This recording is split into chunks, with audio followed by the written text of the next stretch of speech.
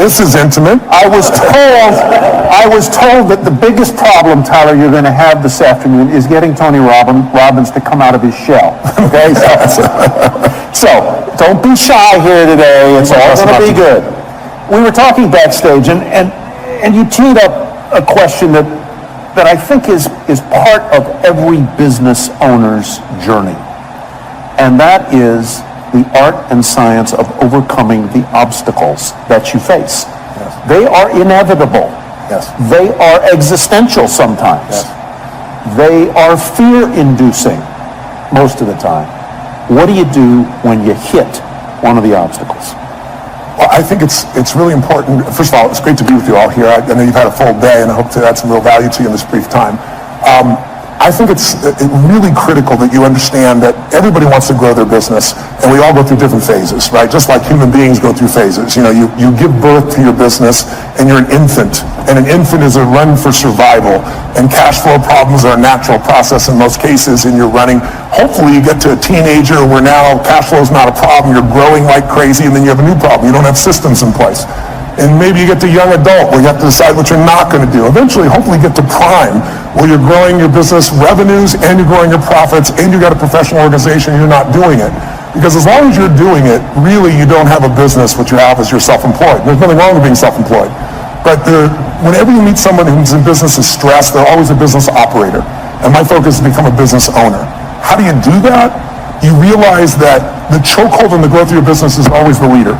And it's your skills and it's your psychology. And I found it's 80% psychology and 20% skills. You got to have the marketing skills. You got to be able to lead. You got to be able to recruit. You got to do all those things. But really, most importantly, you got to get it through what I call the threshold of control.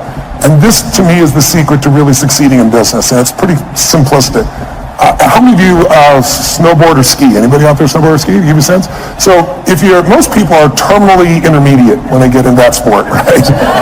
You know, they really never get that good. They're not really a belonger. They're kind of in the middle, and they never get much better. And I think the reason is they never push themselves beyond what they can handle, right?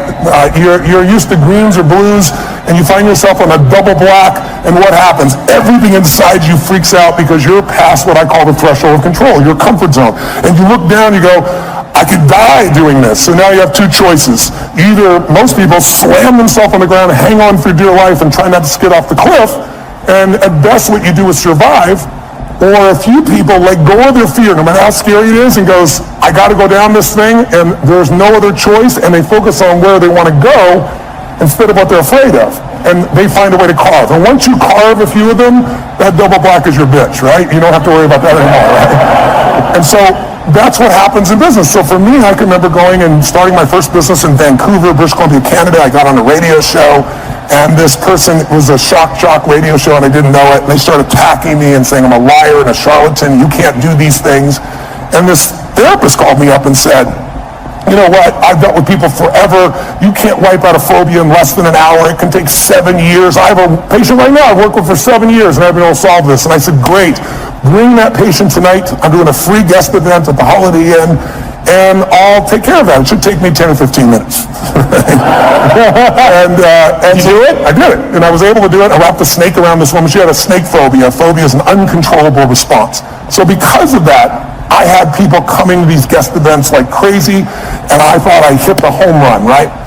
And I did this big guest event. There was like 1,000 people there, which for me would be like, I don't know, 100,000 people in an event right now.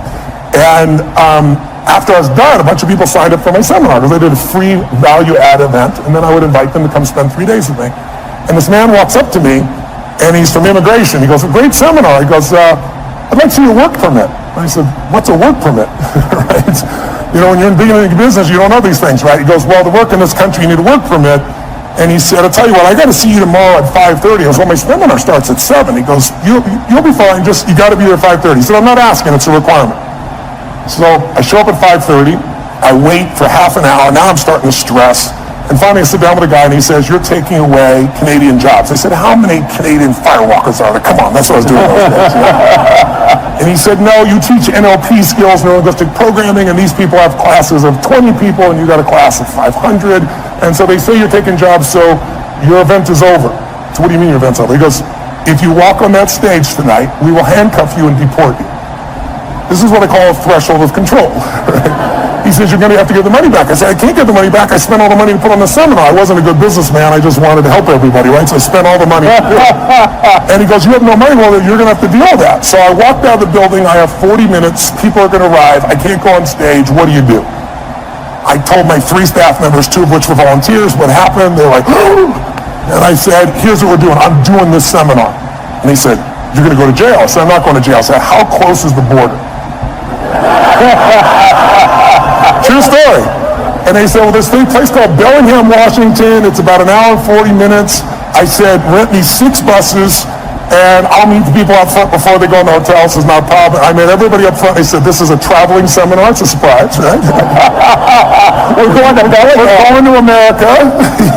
It was a 3-day seminar. We had to go and come back each day and night for 3 days in a row. I got all but 4 people to agree to do it.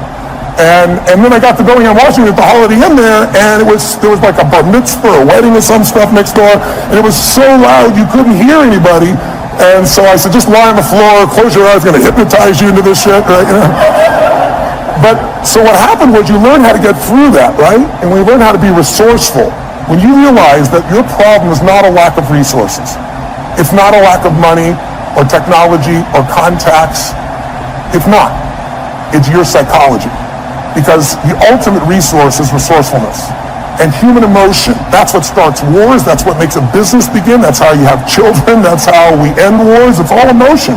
And so what I really learned to do is how to manage my emotions. So, once you solve that one, the next one shows up. I started a franchise, and a couple franchisees were really upset when all the people representing on my side said they didn't make things clear to them, and it's all bullshit, but it cost me $5 million in 4 years. I thought the first one was like a $50,000 challenge. Now I got a $5 million challenge. And I took all the money I'd saved in my entire career to pay that off, and I was starting over again. And then I grew from that. And then I finally got, I had a partner in business, and long story short, he had a business that was losing $1 million a day, and he turned it around and making $1.8 billion in EBITDA. He offered me his partner, and I signed a document saying we're all joint and several. There was $40 million in debt. I figured I had $10 million of the debt to have $1.8 billion in infrastructure. And it turned out my partners, 2 of them were broke. They weren't billionaires. They had lost their money. And the other one was the son of a billionaire, and his dad had given him nothing, had $5 million to his name. So I was on the hook shortly after for $120 million when they didn't have $120 million. I figured out how to deal with that. By doing that, I eventually took my companies to this year will surpass $6 billion in 33 companies because I made it through the threshold of control. So I want you to know, when you see these big numbers by any entrepreneur, they all started with blocking and tackling, and they all started with how do I get both the skill and, more importantly, the psychology. You can get the skill if you can get that part of you that just doesn't die, the part of you that finds the way to add more value than anybody else so you can keep growing. Where does the perseverance come from for you? Where does the indomitable spirit come from? Here, the title of your book, Unshakable. Yeah. Where does the drive come from? You did not grow up in easy circumstances. No. At all. No. No college. No. At all. No. All self-educated. Self-educated, a household that was not easy. True. Is that part of the reason that you are as perseverant as you are, as optimistic as you are, as forceful as you are? That didn't create my optimism. No, it didn't create your optimism. but maybe it was a way to I think it developed moxie. My mother was a really good woman. I didn't talk about it when she was alive, and frankly, even if she passed, I didn't talk about it until one day I was sitting in front of a group of 30 kids that were abused by their parents. And I told them that, your biography is not your destiny, and you're not defined by what happened. But I could see in their eyes, a big, tall, white, rich guy, he doesn't understand. And so I told him the whole story. My mom beating me against the wall till my head bled, pouring liquid soap down my throat till I threw up. So I think in order to protect my younger brother and sister, I had to become a practical psychologist. That drove me, and I developed moxie to be able to deal with stuff. So that was the gift. If my mom had been the mother that I wanted to be, I wouldn't be the man I'm proud to be, I think. So that was the gift in it. But I think the drive part is falling in love with your customers. I love people. I've always loved people. And I hate suffering because I've suffered. And I love to light people up, and not just light them up, pump them up. I love to have them have a skill, have them a tool, have a system. When I do my boot camps each year for our business mastery programs, I guarantee everybody there on the day one, you'll have $1 million of value in your opinion, or we'll give you, keep all the stuff you got and we'll give you your money back. No one ever leaves. because I know how to add that value in the business for those people. So I think the drive is the biggest mistake I think businesses make is many businesses are started by people that you built the product you love. And that may still be true for you. Like you built this great jewelry, or you built this great software, or whatever skill set you have. But the problem is the world changes so fast now. I mean, I'm old enough. Who remembers the Sony Walkman? Anybody ancient enough to watch it? That product lasted 20 years. Now a product like that won't even last a year, right? The competition is too high. So today, if you and I are going to really succeed, you got to fall in love with your ideal customer. Because look, I'm sure you know that right now the economy we have is looking pretty good, but it's going to correct because we've done nothing since 2008 except print more money. And we didn't even print money, we put ones and zeros in computers. So there's going to be some corrections, and when those happens, it's going to shake people up. You need to fall in love with a client who's going to do well with you even when the economy goes to hell. Think about it, Starbucks, I was sitting across from Howard Schultz and had a great conversation and said, what is he most proud of? And he said, he used to say starting Starbucks. Then he said, now it's surviving 2008. They closed, I think it was 1,300 stores, if I remember correctly, for $2 coffee. So you need to get your ass ready for winter, because it's coming. And if you've got challenges now, but if you do well in winter, you'll dominate for the rest of the time. And the way you do well in winter is you fall in love with your ideal clients, and then you come up with the irresistible offer for them. Steve Jobs created 99-cent songs, but he didn't create that shit. We all know that. Where'd it come from? Who's old enough to remember Columbia House, where you got like 10 albums for $1? Remember that? Or for a quarter and stuff. They built $1 billion company. Tom's Shoes, shitty product. I love him. Great what he does, but 2 for 1, being able to do something where I get it and I benefit somebody else, brilliant idea. Built the whole company on that. He didn't build it on the product. He built it on the mission, right? So you need an irresistible offer for the client who is ideal for you, and you want to fall in love with a client. Don't fall in love with your product or service, because those need to change. And if you fall in love with your product or service, somebody's going to beat you. They're going to be anticipating. I always tell businesses, there's 2 businesses you have to manage right now.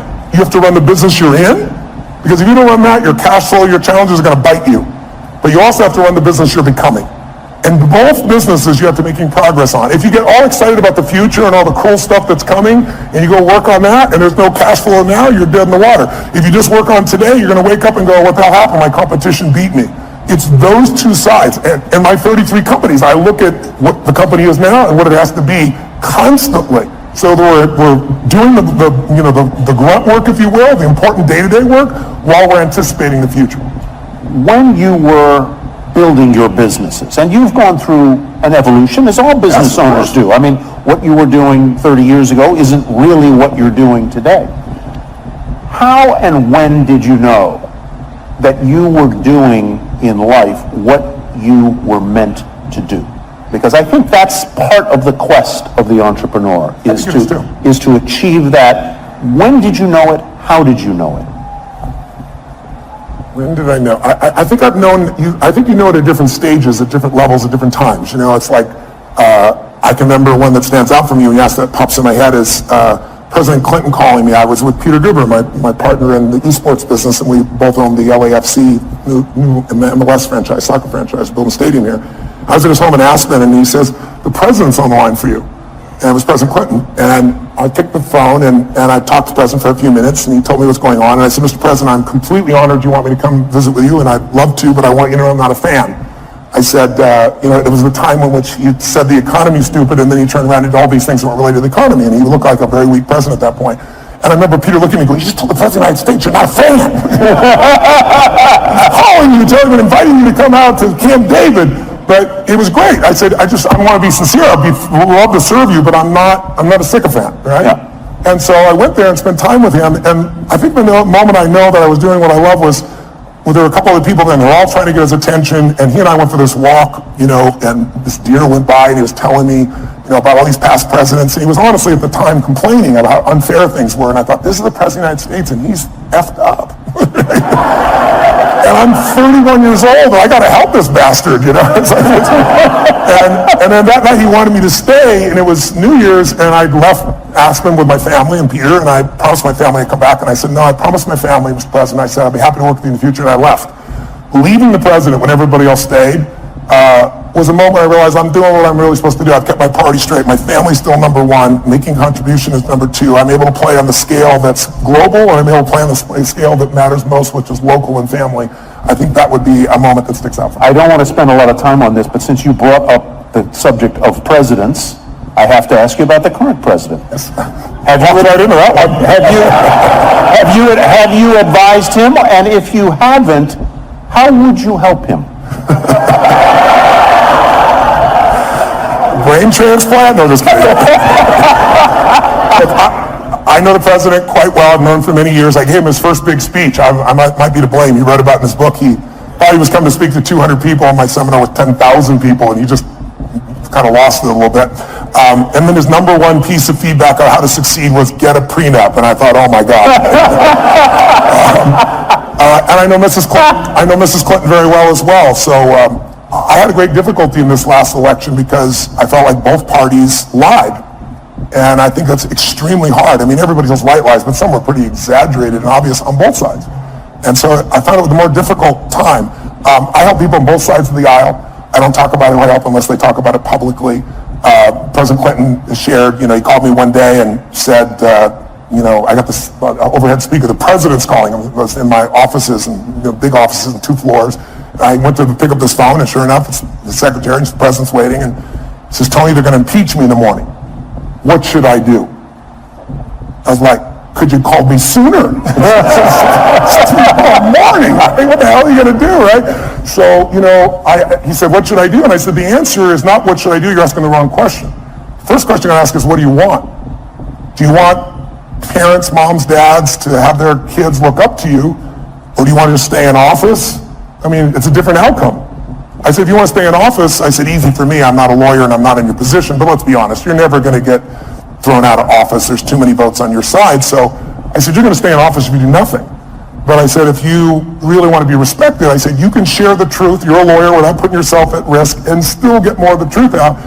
And we had this great conversation. He said, man, that's exactly right. That's exactly what I do. So I'll call you back. I'll call you back in 20 minutes. So I'm waiting 20, 30, 45. And about an hour later, his secretary calls me and says, President wants you to know he's still resolving things. He wants to get back to you. And then another 30 minutes went by, and I'm thinking, I'm affecting history here, right? And then I saw him standing with all the Democrats beside him just saying, nope, we're going to kind of keep this same component and went through things. So over the years, I've had a chance to work with people on all sides. And what I think about the current president is he's a terrible communicator, but I think he actually has some good ideas. And I also think he's communicated so poorly, and our world is so divided that now anything he says is seen through that filter. If I think you are the nicest man in the world, it totally controls my experience of you. It has nothing to do with you. It's my belief. If you treat me mean one day and we're best friends, I'll probably go, you're having a bad day, right? If I can't resolve it with you. Mm-hmm. And who's ever had a bad day where you hope somebody else thought that about you, you were just having a bad day, right? Yeah. So, but if I think you're a manipulating bastard, and I'm wrong, but I believe it, and you don't treat me mean, you treat me real nice, what's the first question in our mind? What does he want? So your questions, your belief, your emotion, your experience has nothing to do with life. It's shaped by what you believe. And most of you believe what you believe not by interacting with these people personally. You're doing it through the media. And the media is a great component, but everything is sound bites. And let's be honest, it's no longer about informing you. It's about startling you. Informing you will never get your attention. There's too much. We got oceans, people say that we're living in an information society. That's total bullshit. The information society died a long time ago, right? We're drowning in information. We're starving for wisdom. And what we get now are sound bites. And now people don't, it's not news anymore. On both sides of the table, people basically pretend it's news when it's all commentary. And so your perception, it's like I had lunch recently with George W. Bush. I brought him out to speak to a group of my funding groups. And I bring out people on both sides of the aisle. And this year we're working with President Obama so we can get him in. But to give you an idea, most people there thought, they're more liberal, and they were thinking this guy's evil. And after 2 hours of conversation, there wasn't a person that still thought that. Right? They not only liked him, but I asked them about his decisions, and they got to see why he made the decisions he did. And when you see the why, instead of all the bullshit you hear and the generalizations that he's an evil guy, you start to go, wow, I might have made a different decision. I might not have with that information that he had at that time. And I asked him about the current president, and it was still during the election when this was occurring. And I said, obviously, I know you wanted your brother to win, and I admired President Bush for never attacking the past president. He never attacked President Obama. He was a class act, even when he disagreed. So he told me privately what he felt, And then he said, Tony, I remember when Nixon was elected, and he said, I thought that was the end of the American presidency. I mean, the President of the United States is gone. I mean, he's evil. He did the wrong thing. And he said he didn't destroy it. He didn't. And he said, so here's what I figured out. The office is bigger than the occupant. And I really believe that's true. I think if you want to go home tonight with a little bit of comfort inside, go back to that truth. The office is bigger than the occupant. And you see it when he does things, and then there's a judicial branch that balances it. And I think we're in a situation where the biggest challenge we have as a society is we demonize the other side on almost every issue. Right. It used to be that, congressmen and senators would go fight like crazy on the floor, and then they go have a beer together. Now you're radioactive if you talk to somebody. And that's huge. I met Mr. Gorbachev. I got a chance to fly him for 4.5 hours, and I asked him what ended the Cold War, and he said the end of demonization. He said it used to be you guys were attacking us, and everything you did was evil. We were the evil empire, and we knew you were evil. And he said one day, he said I was sitting there with President Reagan, and he was lecturing me. And he said I could feel the anger. He said I could feel my face burning red. I was so mad. And I said to him, you are not my teacher, and I am not your student. You will not lecture me. And he said, then I lectured him on the evils of capitalism. And then we're going back and forth, and he said, so that's when in the Cold War. And I said, that's a really great answer, but I'm with you for 4 hours, and I want to know the moment. What's the moment? I'm a student of history. What changed the world? Because most of us forget. That's probably, take away terrorism. Terrorism is nothing compared to the level of nuclear assault that the USSR and the US had at that stage. Biggest change we've had. And he thought for a moment, and he shared this great moment with me. He said, he hit his leg. He's talking to the interpreter, but he recognizes, understands a lot of English. He's smacking his leg and giggling like a little kid. He goes, I will tell you the moment. He said, we were having this fight, back and forth, back and forth. I was lecturing him, he was lecturing me. And all of a sudden he just stood up like this, and he said, this is not working. And he turned and walked 3 steps away, and then he turned back and said, can we start fresh?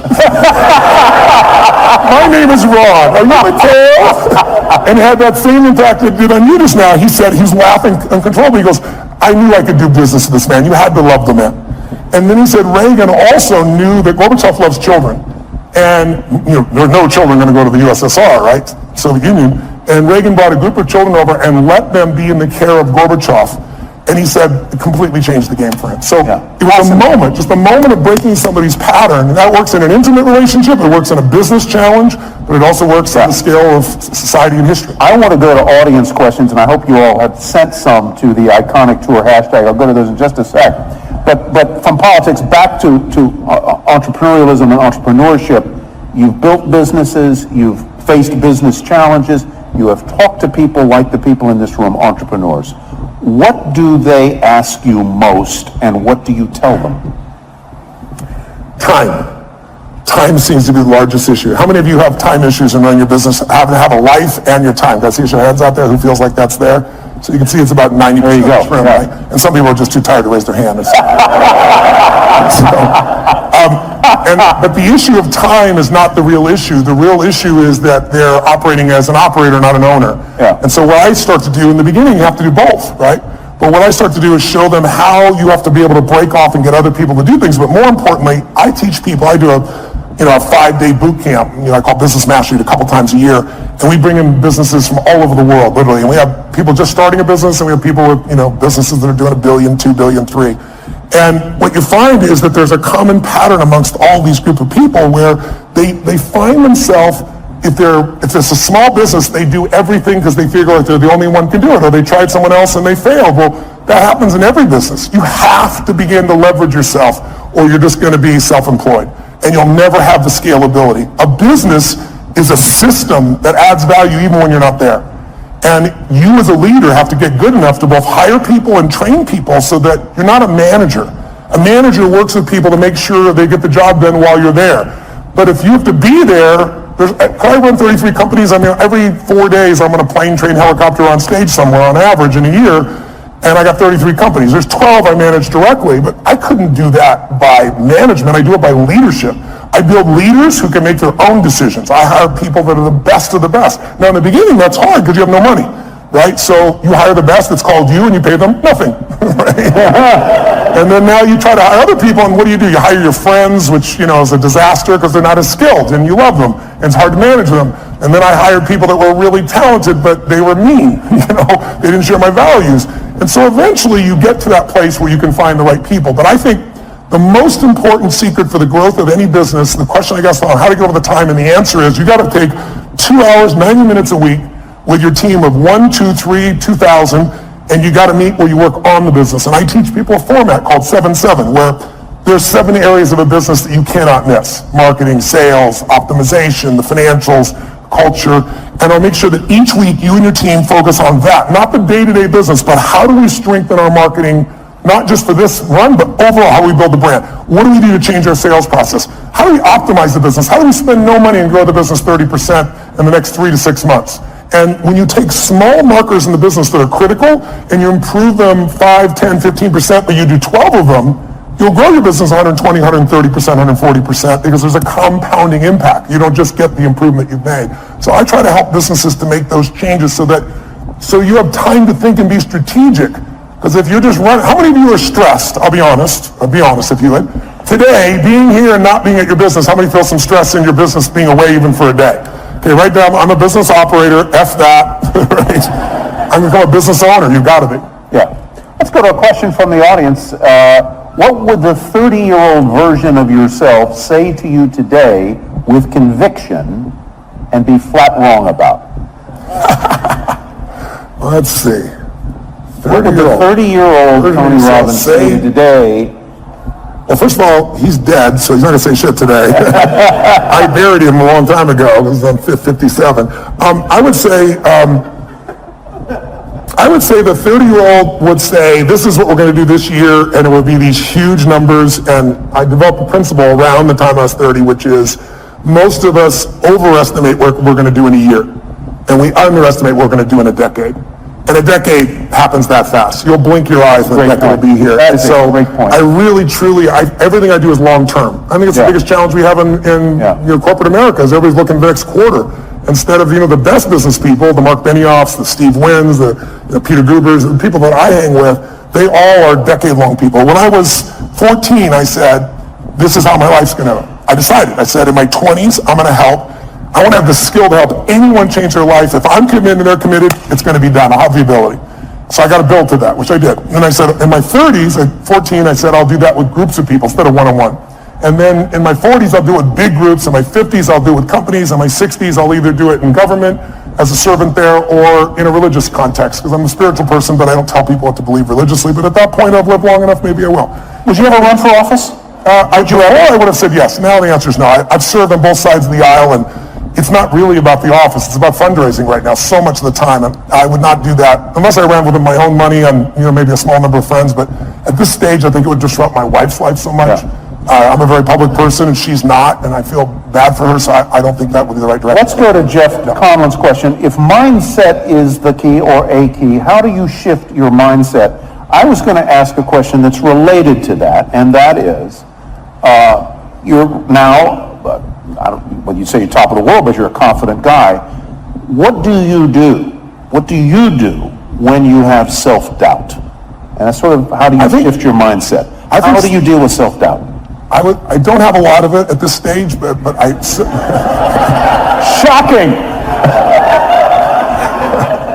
I'm being honest, right?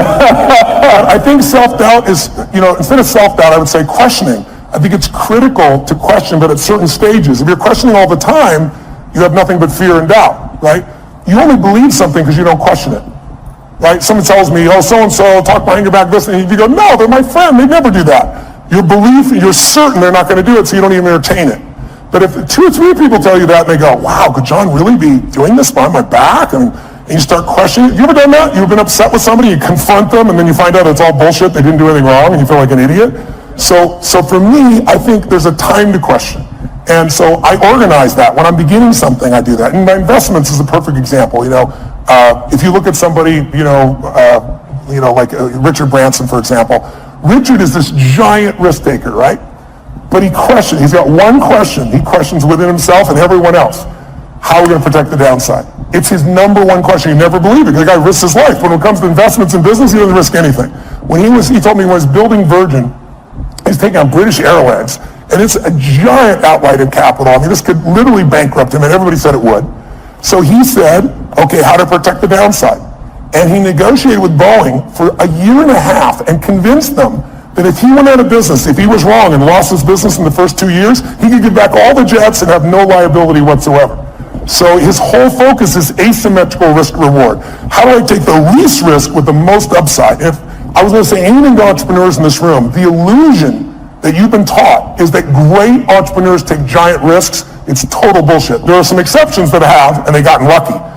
But if you look at the ones that consistently succeed, they know the upside will take care of itself. They focus on how to protect the downside, and they take risk where they know I'm taking a limited risk for an unlimited upside. So if I'm wrong, I'm still okay. You know, I work with Paul Tudor Jones, one of the top 10 traders in the history of the world. And Paul, I've worked with him, I've coached him now for 24 years. He hasn't lost money in those 24 years on his own personal trading. And during that time, I've learned so much from him. And the biggest thing I learned from him was this asymmetrical risk reward, that when he risks $1, he wants to be certain he's going to make 5 where he doesn't risk the $1. See, most people risk $1 to make 10% or 20%. You won't do that. If you do that, you're going to go broke. Because here's what happens. You risk $1 to try to make 5 and you're wrong. Risk another $1, and if you win, you still win big. You can be wrong 4 out of 5 times and still break even. That's how the best in the world do it. They don't do it by taking these gigantic risks where everything's on the line, and if it doesn't go perfectly, you're out of business. That's why most businesses go out. You want to think of asymmetrical risk reward. Tudor Jones, curiously, as an aside, was a classmate of mine at the University of Virginia. Wow, that's awesome. I met him there. He would never remember me, but a fascinating guy. Another aside, because you mentioned he's a hedge fund manager in Connecticut. You did a brilliant interview with Ray Dalio for, I believe it was Facebook, not long ago. Yeah. And his book is really terrific, called Principles. I recommend you all go get it. Very, very good. It's one of the greatest business books I've ever read, because if you don't know who Ray is, most of you know Warren Buffett. That's because Warren Buffett is sweet in shares and is public nature. But Ray is actually the most successful investor of his type in the history of the world. He's returned more money to investors from a hedge fund perspective than anybody in history. When I met Ray 10 years ago, you had to have a $5 billion net worth for him to talk to you. You couldn't be a billionaire, that's too weak. And you had to give him $100 million to start. Now he won't take your money no matter who you are. When I went to go interview him the first time, the Prime Minister of China was talking to him on the phone. He was coaching China on what to do with their money. That's how brilliant he is. Yeah. Hedge fund people, if you're familiar with rich people give their money hedge funds, a big one might be, let's say, 20 billion. He's 160 billion. But go get his book. He flew down to Palm Beach to my home. And it's called Principles. He said, I want you to be the first person to interview me and do it on Facebook Live, so I did. But I love this man, and he will show you how he built from nothing. He literally started with nothing. He worked as a caddy. He started when he was 26 years old in a 2-bedroom apartment, and now he's got 1,800 employees and 160 billion. And he's one of the 100 richest men in the world and one of the top 10 that you'll meet. But his insights about how to run a business, how to run your life, we all need principles to guide our decision making. If you really think about it, success is the result of good judgment, right? If you make great decisions, you're going to succeed. But where does good judgment come from? You know, good judgment often comes from experience, and experience often comes from bad judgment, right? So what I found is the way to speed it up, the way to have less of that bad judgment is... I got to think about that for a minute. That's good. That's true, right? Good, yeah. So I found that the way to speed it up is not learn through my own experience, but learn by modeling others, compress decades into days. So if you can get a raise, now Ray's been a very private man for the last decade and a half, but he's 68 years old. He's a good friend, and he's entering this stage where he now wants to go public for a short time, give everybody a nose, and then disappear because he feels an obligation to give back to the society and human beings that have helped him to succeed. Yeah, so go pick it up. It'll be fantastic. We had him at another event, and he talks about this idea of radical transparency and how he runs his business. It's a very different, I'm not sure it would work for every business, but it certainly worked for him. Let's go to Satori's question. With so many people wanting your help, what are the factors for you to select whom you privately train or mentor? You're a busy guy. You've got a time management thing. I'm sure a lot of people would like a piece of Tony Robbins' mind. Yes. How do you decide whom you're going to help?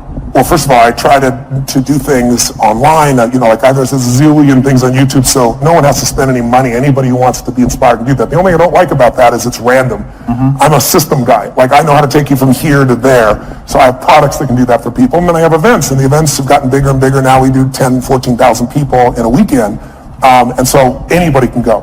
Who I coach are people that I know by touching them, I can touch millions more. So when I work with Mark Benioff at Salesforce, in the early days, Mark sat in the front row, came to 3 of my same seminars in a row, and I was like, are you new? Are you a little slow? I was teasing him, And Mark's as big as I am. He stands up, I'm looking at this guy eye to eye, and he goes, my name is Mark Benioff, and because of you, you finally pushed me over the edge. I'm going to start my own business. I'm leaving Oracle. I'm going to start this company called Salesforce.com. And he said, and you mark my words, we're going to change business around the world. We're going to do $100 million in business. Well, this year he's going to do $10 billion, right? So he's grown a little bit. But when you're around people like that, you get to see what the distinctions are that separate people. You get to see what makes them stand out. And by coaching him, I'm able to affect everybody, not only all of him and his employees, because he's that kind of owner, right? He's a leader, but also he's a leader in the social community. He's very conscious about that. And everybody from Facebook to Apple to GE, the back end is Salesforce. So impacting him impacts many other people. And then I just pick people who I feel the need is. I mean, somebody stops me on the street, my wife will tell you I can't not help. I got to help someone. Now, I may have limited time, so then I'll invite them to a seminar or send them a book or a package or something so I can give them a guide to go to the next level. So I don't ever say no, but I can't coach everybody one-on-one, so I try to do it in groups where there was a wonderful anecdote I read, since you brought up Mark Benioff, that I guess he was a guest at at your home or resort in Fiji, and in the middle of the night, he and all of the other guests, this goes to the question of how do you overcome your fears. Tell that story about Benioff jumping into the river and what you didn't tell him about the river. Okay.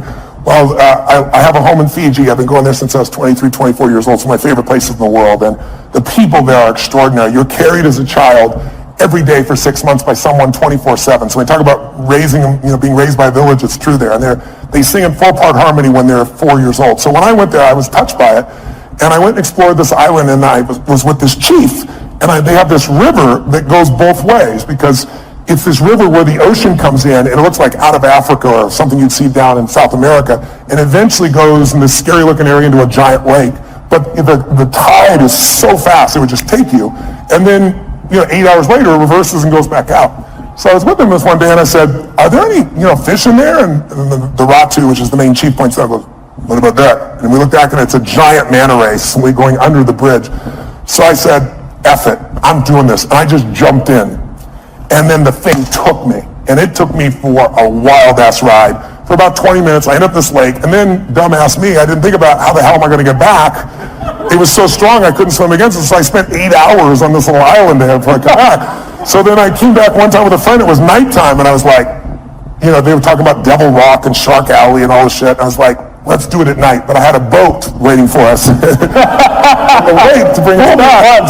But we jumped in, and it was scary as hell, and all the phosphorescence going on. Looks like pixie dust. It's a wild experience. Flying fish scare the shit out of you. They come by. And so when Mark came, he flew over and come spend a week with me there. I took him and woke him up, and you have to do when the tide is. It was like 2 a.m. I woke them all up and said, I got a surprise for you. Like, what? I said, just trust me. Dragged them all on, put wet gear on them, gave them life preservers, and then threw them off, and Mark was freaking out, and I grabbed his hand, and I go, we'll go on 3, 1, and we went on 1. Because I can feel him, and he's as big as I am. If I try to jump, he might be hanging me out there just holding on. So Mark talks about that story a lot, but overcoming fear. Because, whatever you're afraid of, it's never as much as you're afraid of, right? So how many things you've been afraid of that never happen? Right? And then the things you are afraid of, if they do happen, you just deal with them. It's that old phrase, coward dies 1,000 deaths, a courageous man only once. I discipline myself, not perfectly, but for the most part, I don't worry about shit till it happens. I anticipate it, but I don't worry about it. If state is everything, I mean state of mind, how do you stay in a great state of mind 24/7? Should that even be your goal? I think it's worthwhile to have as a goal. I don't think it's realistic 24/7 whenever having any blurbs, because we all have a 2-million-year-old brain. Everybody in this room has that. I do too. And it's not designed to make you happy. It's designed to make you survive. So if I said to all of you right now, what does that brain look for? It looks for what can hurt you, and it exaggerates it. And since there's no saber-toothed tiger now, it says, what are people thinking of me? Will my business make it? Do I have enough money? And these are all easy things to solve, but our reactions in our gut, when we let the fear part of our mind take over, that basically if the survival software, if it runs you, you're in trouble. So a few years ago, I actually lecture on this now. I say, you need 2 skills to have the quality of life you want. If you want an extraordinary life on your terms, whatever your terms are, you need to master the skill of the science of achievement. You got to figure out, how do I take what I dream about and make it real? And it's a science. And you can model other people, and you can learn, you can speed up. I've spent my lifetime doing that. But the second skill, and the one that most people don't give enough value to culturally, is more important. And that is you need to alter, if you want an extraordinary life, how many people you know that have achieved it? How many have done this? Who's achieved a goal that was a big goal? You worked your ass off and you achieved it, and then your brain went, is this all there is? Who's had one of these moments? Yeah, almost everybody. And that's worse than failing, because we're all achievers in this room, right? So if you fail, what are you going to do? You get back up, you try another approach, you're going to eventually succeed. You know it in your gut if you're really driven. But if you succeed and you're miserable, now you're what I call technically screwed, right? I mean, because if you're not happy with what you got, I mean, failing, you get up and do something new, but succeeding, where do you go? So I really believe, you look at somebody like say, Robin Williams. I think the loss of him is one of the greatest losses we had. He's loved worldwide. I asked people all over the world last year in China, I asked them in Japan and Sydney, Australia, throughout the US, how many of you loved, don't raise your hand if you liked him, how many of you loved Robin Williams? I'm curious. Keep your hands up, look around the room. Like 98%, only 2% assholes that didn't like Robin Williams in this film. But when I said this, I didn't say like, I said loved. And so here's a guy, was he an overachiever? He came to Hollywood, everybody comes to Hollywood. He said, I'm on my own show. Oh yeah, sure you are, buddy. I was old enough to remember the show. What was it called? Mark and Mindy. Mark and Mindy. It's old people in this room, clearly, right? He does Mark and Mindy, but he also makes it the #1 show. Then he says, I'm going to have a beautiful family. He does that. Then he says, I'm going to make more money than I can spend. He does that. Then he says, I want to make movies. He does that. Then he says, I want to win an Academy Award for not being funny. His #1 skill. And he did it. And then he hung himself in his own home, leaving his wife and children to find his lifeless body. How do you explain that?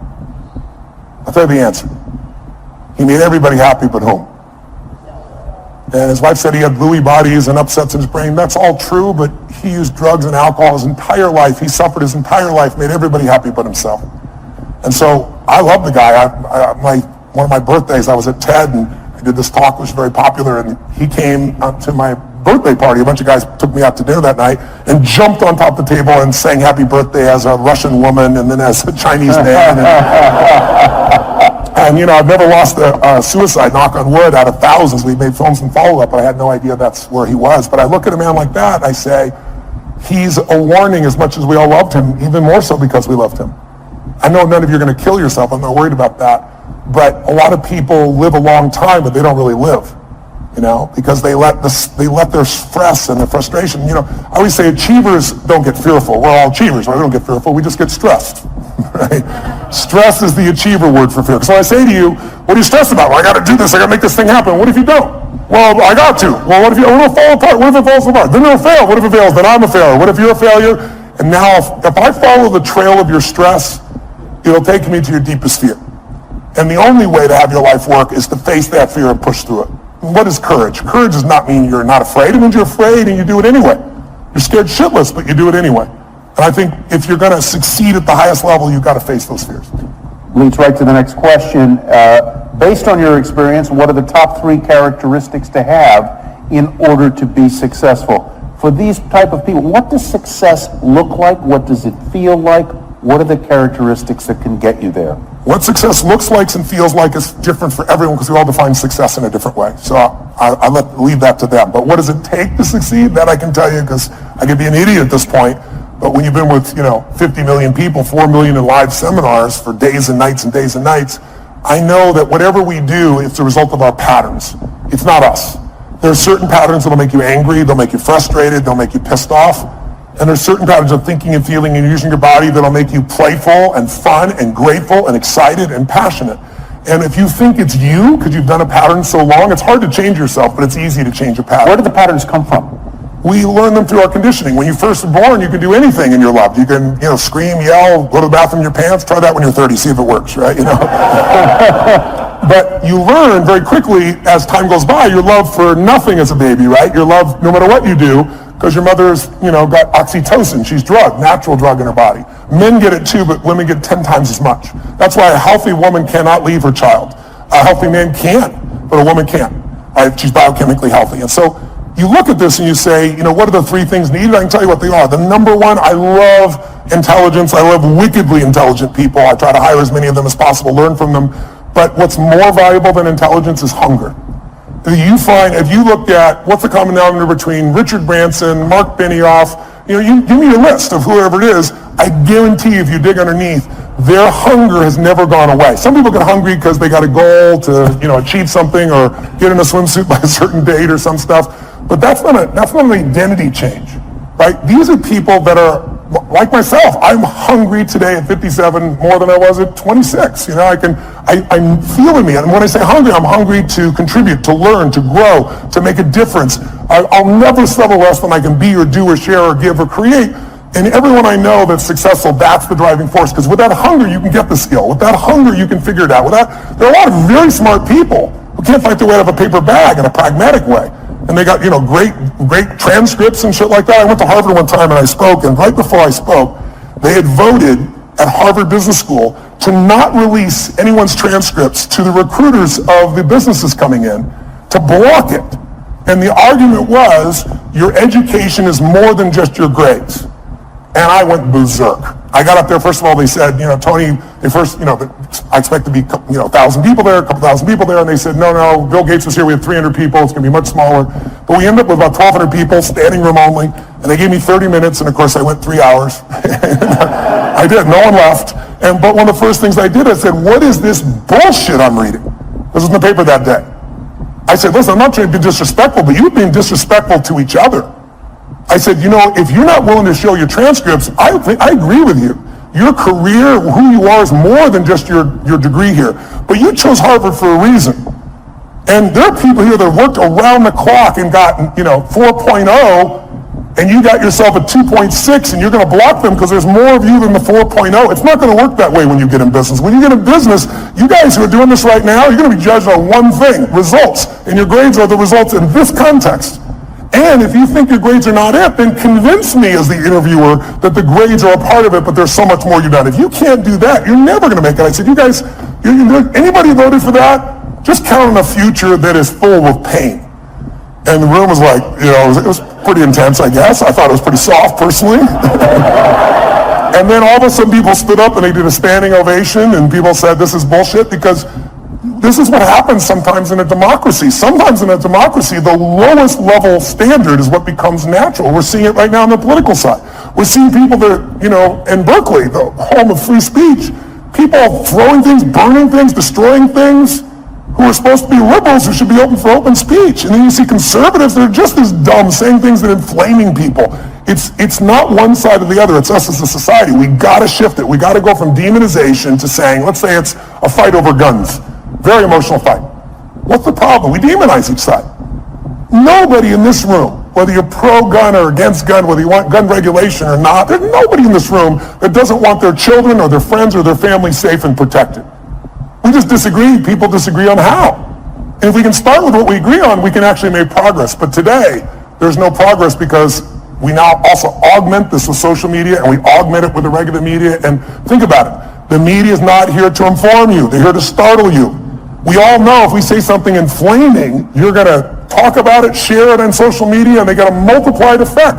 It's all about advertising. So you have to really discern yourself today. You have to understand it's the Wild West, not only on the internet, but on television as well. And you have to decide, if you're an independent thinker, what is really right, and maybe be part of the solution instead of another person that attacks the right or the left, Donald Trump or whoever it is that you'd be attacking. There's lots of people that are easy to attack, but attacking doesn't change or improve anything. So in my opinion. We gave you 45 minutes. Would anybody here mind if we went a little longer? Would you mind if we went a little longer? Sure. So let 5 or 6 more hours? Yeah, 5 or 6 more hours. We'll bring the bar inside is what we'll do. But I want to finish what I said just for 1 second. Yeah, please I want do. to answer this person's question, which was 3 things. Oh, 3. We got through 1, hunger. Yeah, okay, let's get fast. 3. Hunger is the number 1. I think the number 2 is having a mission larger than yourself. Because it's kind of like having a child, right? Having a child is a very exciting thing, and then you have a child and you go, what did I do? Sometimes, right? Same thing with a business, right? You've got to really be able to have something you're doing it for that's more than you, because in the early days of the business, it doesn't really make you any money, and you work your tail off. So you need pride of ownership. You need joy. You need a mission. And I really believe until you find something that you care about more than yourself, you'll never discover what you're capable of. Because we'll all do more for others that we love or respect than we'll ever do for ourselves. That's part of the beauty of being a human. Most of us do more for our kids, for example, than other people. And then I think the third thing is, you got mission and hunger, is you really have to become obsessed with strategies. Because strategies can save you so much time. The wrong strategy, I'll give you a stupid metaphor. If you said your number one goal is to see a sunset, and then you start running east as fast as you can, I don't give a shit how positive you are. I don't care how hard you work. I don't care how long you've been putting into it. You got the wrong strategy. But the right strategy in business and in life can save you a decade. And someone else may have spent, again, a decade figuring it out through trial and error, and then they figured it out. You might be able to learn it in 6 weeks or 6 months or 6 days or 6 hours. So I think that would be my third element. So let me ask you a question that may be a little off point, but I hope helpful. A lot of people in this room and a lot of people in the world want to follow their passion, okay? But they've also got to put food on the table and pay the rent and pay the bills. How do you do both at the same time? How do you have your mission, have your passion, and do that when you know the world is a tough place, hard to make a living, hard to pay the bills, places expensive? How do you do that? How do you thread that needle? Well, it depends on who you're dealing with, right? If the person is entrepreneurial and they ask me this question, I always tell them, you've got to take care of your kids, you've got to pay the bills. And I said, but, tell me when you work. And they tell me, well, I work, 9 to 5 or 8 to 5 and I'm exhausted and everything else. I said, well, what are you doing with the other 8 hours? Because that's what I did. I worked as a janitor all night long, middle of the night, everything else. I could compress time there because it was based on results, not time. So if I could do a great job in shorter time, I had that time. But then, what I start doing between, 7 o'clock at night and 2 in the morning, which is pretty much the time I worked, that's when I was developing myself, getting the skills, learning, educating, starting the business. So I think people just have to realize it's a gut-wrenching process. Entrepreneurship is not for everybody. Most people fail in entrepreneurship. The vast majority fail. 96% at 10 years, but what happens after 10 years? All clear sailing after that? Anybody remember Lehman Brothers? Around a century, that gross revenues over a century of more than $1 trillion with a T dollars. That's what went through their bank accounts over that century, and they're gone. So I don't think it's right for everybody. I think you have to really be clear, is your personality the right personality if you're going to begin in this area? And then if you're going to work for somebody else, you can still become financially free, but that means you got to stop being a consumer and become an owner under entrepreneurs. You want to own businesses, right? Get out of just being, don't just own an iPhone, own the company, but not just Apple, obviously. But how do you keep your energy up and your enthusiasm up? How do you do it? I'm wired for it. It's my nature to some extent, but also the other part is I get to see results. Who here has been touched by my work before? I'm curious. Anybody in this room? So look around the room, and how's it hard to be inspired when I'm in a room and a third or 40% or 50% have used my work? And so people come up to me every day, dozens of people a day if I'm traveling, and they tell me the most amazing stories. Outside my children and my wife, that's probably the greatest gift of my life. I never get tired of hearing it, and it just makes me want to deliver more, give more, have more impact. You get the last word. Tell them what you want them to know. Well, if you're entrepreneurs out there, here's what I'd say to you. I'd say, don't be so damn hard on yourself. I know that sounds counter to being an achiever, but when you're beating yourself up, you're sucking out the energy you need to move forward. It's kind of like, I always tell people there's so much energy, and I've built mine. I do a lot of things to build my energy to be incredibly strong and have really strong endurance, because to me, energy is life. If you don't have strong energy, you're not going to do anything. But even after we look at that energy, it only goes so many places. So if your energy is being caught up, if you take energy in a business and you pour it into external marketing, going out and reaching people and adding value, that business is going to grow. But if there are inner conflicts in that business between people, then the energy is being sucked in here and less energy is going out there. The business is going to have problems. That's also true of you. If you allow your disappointments to create these inner conflicts and fears and you let them run wild within you, they're going to suck the energy out you need to go to the next level in your business. You have to discipline your disappointment now. Mine is the 90-second rule. So watch this. Try something real fast. Look around this room. I'm going to give you a test. Look around this room and see everything that's brown. I'm going to test you in a moment. Look behind you, look around you, look at clothing, look at people, look anything that's brown. Brown, brown, brown, brown. Record it in your mind. Close your eyes. Now, with your eyes closed, tell me everything you saw just now that was red. If you see more brown than red, say I. Open your eyes, look for red now. Really look for red. Look for it anywhere you can find it. Look around you, look beside you, look at the front, the back. How many found more red this time? Raise your hand if you did. Say, I. Why did you find more red this time? But you told me to. Seek and ye shall find. But here's what's amazing. Seek and you shall find even if it's not there. I'll prove it to you. How many saw beige shit, called it brown just to feel successful?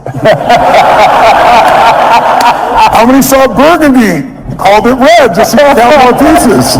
So if you think you're a jerk or someone else is a jerk, you're going to color it. You're going to change it. You're going to find the jerkiness in them. You're going to find the jerk in you. It's really important that you manage your mental and emotional state because you are the business. If you are the leader, your responsibility, your job, your opportunity, your privilege is to be able to truly lead. And you cannot lead if you're living in fear. You cannot lead in a place of constant uncertainty. We all have uncertainty at times. But if you watch an athlete go out to shoot a free throw or a kicker in the NFL to go kick the ball, how many of you have seen that person? They're about to kick it, they're about to shoot it, and you go, they're going to miss it, and you know they're going to miss it. Who's experienced this before? How did you know? You could see in their body that they're missing the core ingredient, absolute certainty. You can have the great skills in the world, but when you lose that certainty, the athlete goes down. That's usually when I get the call. I got to rewire them and get them back where they can execute at that level. So be kind to yourself, as corny as that sounds. Not to be kind to yourself, but so there's more energy available to solve the problems and to build the business and to meet your mission. Because the time you're beating yourself up, you're trying to prove to yourself you really care, but meanwhile what you're doing is sucking the energy out of your growth. I had somebody who embezzled some money when I was a tiny company, like one of the companies was $3 million. And the guy embezzled $250,000, and I was $758,000 in debt and thought I was in profit. And in those days, everybody told me I had to go bankrupt. And I remember I was just like so angry. There's so much anger because my business was like my child. This guy tried to kill my child, So I was chasing him into Mexico so I could beat the hell out of him and put him in prison. And then I realized in the middle of this stuff, I got to let go of this because while I'm busy being angry and pissed off, the business is going to go under. I'm chasing birds. What am I do when I catch the bird? I got to focus on how to add the value. And so take your energy. That's all you have in this life. And invest it in the things you love. In those you love, in the mission of your business, and in your clients. If you fall in love with what you do, who you do it with, and who you do it for, there'll be no limit to your impact. But you got to be willing to do it for decades because it's all bullshit. Maybe you'll hit the lucky thing and it'll happen in 12 months. But even if you don't, even if you did, I got a friend who's one of my partners in the LAFC and so forth, Chad, who started YouTube, for example, and $1.6 billion in 18 months, 24 months, that type of thing. It's not always the best thing because ultimately in life, whenever you meet people who have succeeded, almost always we talk about the toughest times and laugh and remember because in order to have a foreground, you need a background. And to appreciate the foreground, you need a background. So I found that the most difficult times have been the best times because they've made me appreciate what my life is like today. And I hope you'll just take care of yourselves. And I hope today, this whole day, all the speakers, and hopefully a little of our conversation has been helpful too. And I thank you for letting me address you. Thank you so much. Loved it.